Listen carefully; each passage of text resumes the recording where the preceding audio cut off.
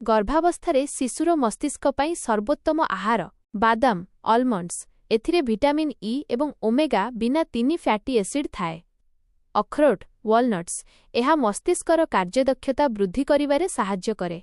देशी घी शरीर को शक्ति देबा सह मानसिक विकासरे सहायक होइथाए।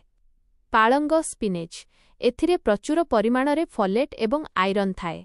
डाली लेंटिल स्प्लैश पल्सेस एहार एक मुख्य उत्स।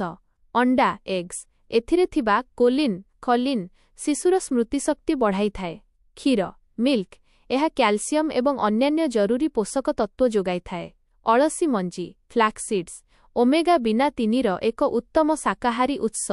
माछ फिश विशेषकरी ओमेगा बिना 3 युक्त माछ शिशुर मस्तिष्क पई अत्यंत लाभदायक।